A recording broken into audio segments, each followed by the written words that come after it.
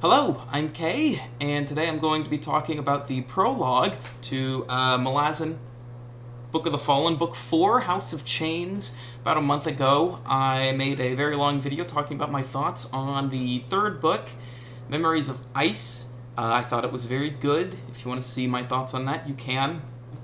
It's on just the video before this.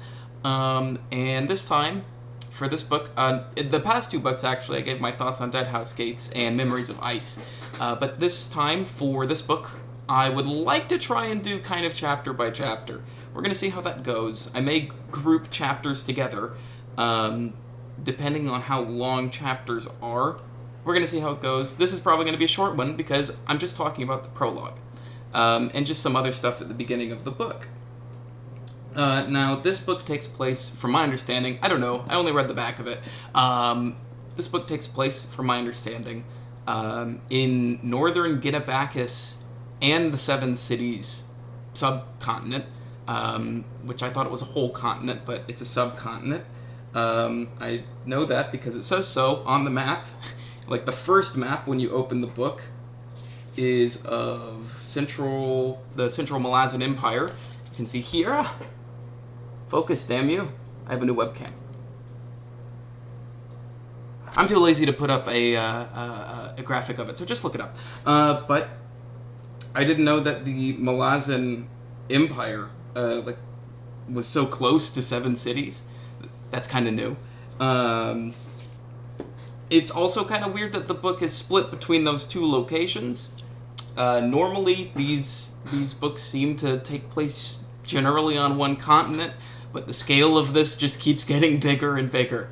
So I'm not too surprised, I guess, that we're starting to kind of split up. So I guess there's going to be kind of two stories running parallel. Maybe they're going to tie together like all the ones in previous books have. I'm sure they will somehow. It seems to be how this shit goes. So there's a few things I noticed in the Dramatis Personae that I thought were interesting. Of course, the Dramatis Personae contains all the characters, most of the characters anyways, that we're going to be dealing with in the book. There's a lot of good stuff here, like, I don't know what the Uriad tribe of the Teblor is, or Teblor, Teblor. I don't know who they are. I assume they're a big deal because they're literally the first thing in the Dramatis Personae. The Adjunct's army, which is, of course, run by Adjunct Tavor of House Perrin. There's going to be some great conflict, I'm sure, between Adjunct Tavor and Felicin, who, at the end of Dead House Gates, I guess, became Shaik, the whirlwind goddess, I think she's called. I think it's something like that. Let's see, what does it list her as in here? Marine, selected heavy infantry, a lot of characters in the army, which is not surprising. I love the names. I love the names of these characters. Smiles, Bottle, Cuddle, Truth, Sands. They're just very, very quick. Throat Slitter. They're very quick, very evocative, and they feel like nicknames that you would get in the army, right? Or at least that's the popular conception I get through like media. What does it list? Oh shit, lost my page. What does it list Shaik as? It just lists Shaik, the chosen one of the whirlwind goddess. Once Felicin of House Parent. So she is Shaik, but she is the chosen one of the whirlwind goddess. I thought she was the reincarnation of the whirlwind goddess. I guess there's going to be something going on there. Maybe we'll learn more. It's all very exciting. I'm excited to just get reading. And I was really excited to see some returning characters, of course, such as Callum,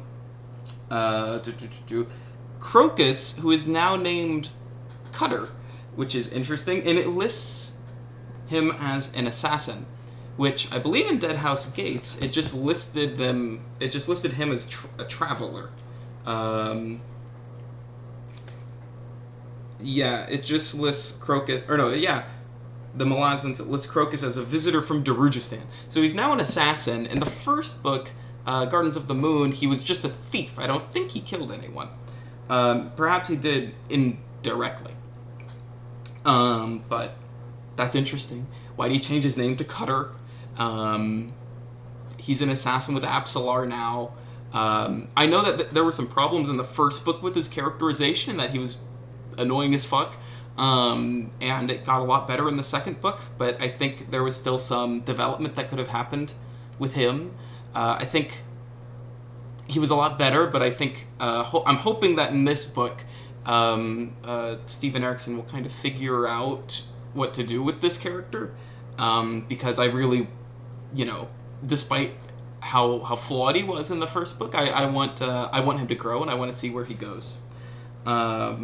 Yeah, and there's Apsalar. I forgot Relic was Apsalar's father. I forgot that guy existed in the second book. That was fucking crazy. That was some wild shit. I don't even know I forgot how that happened. Maybe I'll have to reread that part. And of course, Cotillion. Some Hounds of Shadow are in this book. Tlani Mas are here. Tlani Mas. Aptorian, the demon. That's going to be fun. Iskarol Pust. There's some other interesting listings here. I want to learn about all of them. I'm sure I will in time. And of course, I'm so excited to see the best boys ever, Ikarium and Mappo Runt. I like when I read that they read them in the Dramatis Personae. I literally went like, ah! I got like excited because I really love those characters and like the deep connection that they have with each other.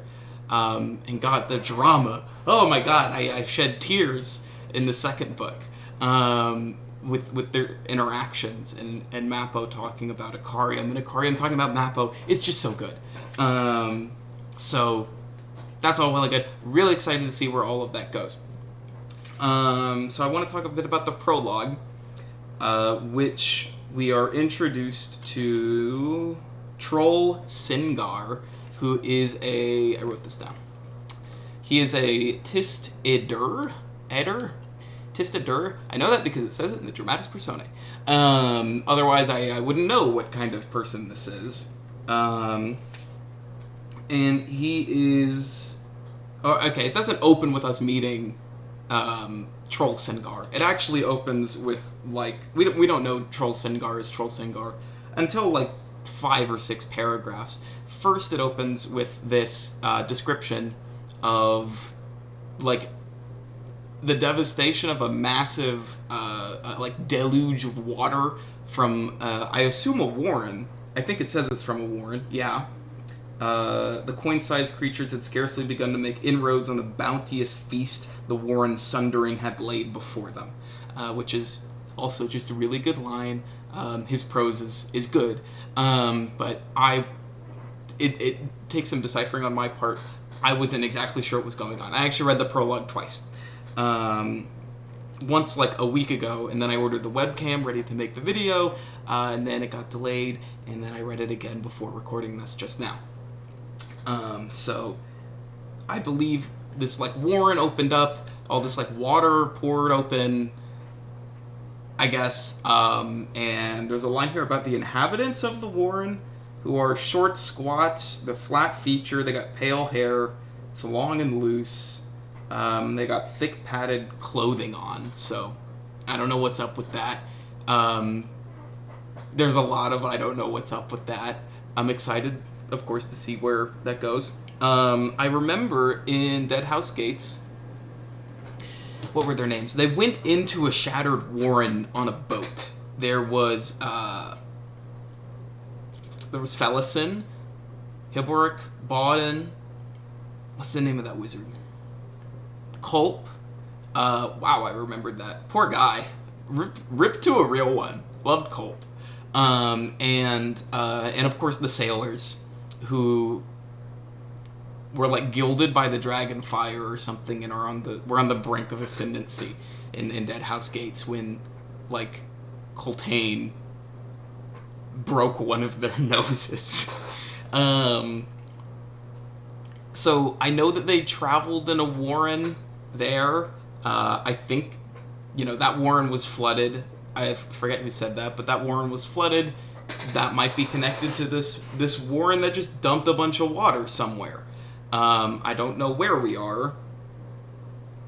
We're on the verge of the nascent. Means nothing to me. I don't know what that is. Maybe that was referenced in an earlier book or passage. I don't know. So I don't know quite what the nascent is. Maybe we'll find out. So this takes place on 1163 of Burn Sleep, which I believe the prologue to Dead House, or no, yeah, that's the Dead House Gate. I wrote that down. The Dead House Gates prologue is 1163. The prologue in this book takes place in 1159, so this is 4 years before Dead House Gates occurs. And curiously, it also takes place on the 943rd day of the search. So, who is searching for what? I assume that this is the Tista-Dur searching for something. I'm getting a little ahead of myself. Curiously enough, or funnily enough, I wanted to check the prologue of Memories of Ice. I don't have my copy of Gardens of the Moon. I lent it to a friend, and she has not read it at all, and she's had it for several months, which probably feels a little too real if you're currently watching this and trying to get people to read Malazan. But anyways, the prologue in Memories of Ice takes place 298,665 years before Burn Sleep. So this is a little bit later down the timeline here. Also, that's like a very exact number. He could have just said, like, about 300,000 years ago, but nah, the man hit you with 298,665. So, I wonder if he's got that, like, mapped out on a timeline. Anyways.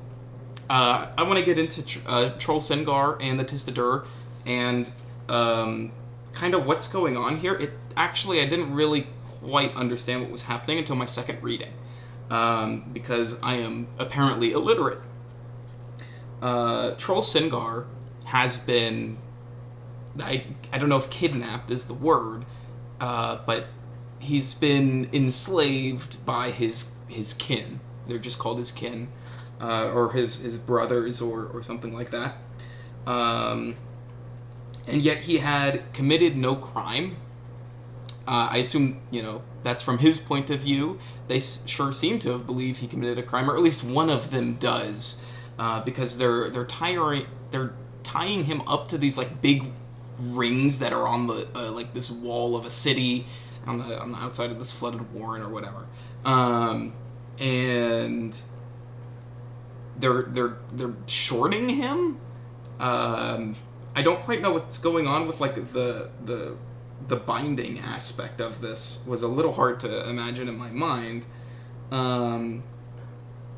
They, like, okay, so I get it. They, like, tied him up, but they put, like, something in his mouth and something in, like, to lock his tongue in place. I couldn't quite visualize what was going on there, but I just kind of mentally, I just assume that means the guy can't speak because his mouth is gagged, basically.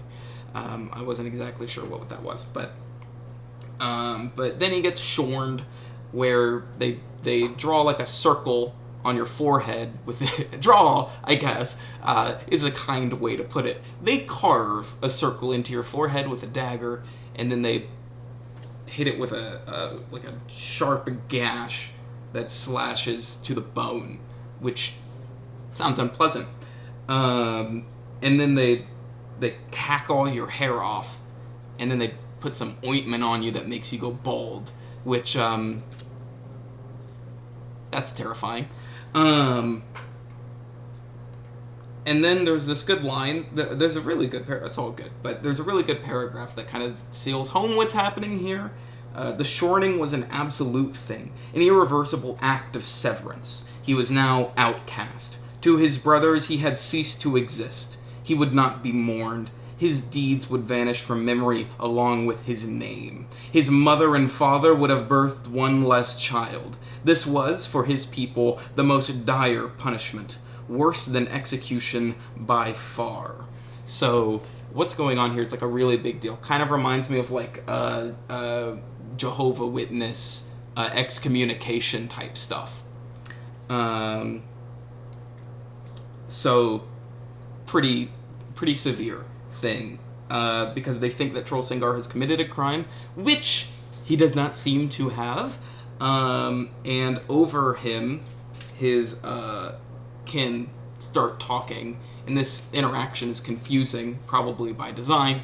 I actually thought that in my first reading, Troll was one of these people talking. He's not. It's just a conversation between all of the probably Tistadur that are standing around him who are talking. And some of them, one of them seems to definitely be like kind of leading this shortening action, and the others are just kind of going along with it. That kind of... Oh, yeah, here's the line. He betrayed you, brother, says one of the people nearby, one of the Tistadur. And then the one who seems to be leading says, he betrayed us all. There was silence. Now you would share out this crime of yours. And they hesitate. So this one in charge seems to have done something, and he's trying to kind of get everyone around him to agree, like, didn't this guy do something bad? I mean, we just kind of shorned him. We just fucked him up real bad. But he totally deserved it, right, guys? And then you, like, look around to the people nearby for, like, approval. And they're all complicit with it. Let's see. I want to shout out the word cyclopean, because I think that's a good word. Just sounds good. I'm glad he used that. And there was something confusing here that I did not quite understand. A lot of metaphor, a lot of meaning, I'm sure.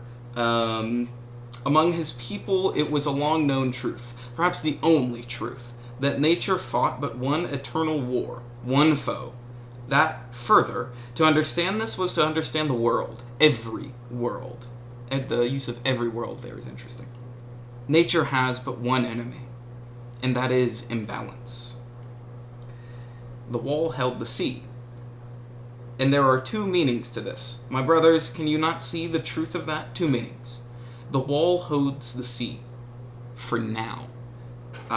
So I'm not quite sure what's going on there. Nature has but one enemy, and there's imbalance. So I guess the wall holding the sea is an imbalance of I guess you can see that as mankind, I guess, if you want to chop them up to mankind. Tistadur, you want to put them in there, or defiance of nature, and if the wall is holding the sea, it's holding it for now, so eventually this wall is going to fall and nature is going to do something. Not sure what's going on with this imbalance thing. And there's something here about his brother. Yeah, so Trollsingar's brother had shattered the balance, and nature shall not abide. So some kind of balance has been broken, and Trollsingar's brother broke some kind of balance, and now nature is going to fix that. And nature is a proper noun. It's given a capital N, so I think that's the use of proper noun. I don't know, I'm not an English major. And so nature is very much a character. I wonder how this is conceptualized by the Tistadur. This is obviously some kind of like legend among his people. Yeah, it was a long known truth. So I don't know. There's just weird stuff going on, bro. Just thought I'd give my impressions. I just wanted to get along with reading it. After I finish chapter 1, maybe I'll make another one. Maybe I'll make one after chapter 2. We'll see. I definitely do want to keep posting these little logs. If you want to live vicariously through me reading the series for the first time again, feel free to. But please do not spoil anything in the comments. I would love to hear anything you have to say, though. I think that's about it for me. Yeah, I think that's it. All right, take it easy, but take it. Bye, y'all.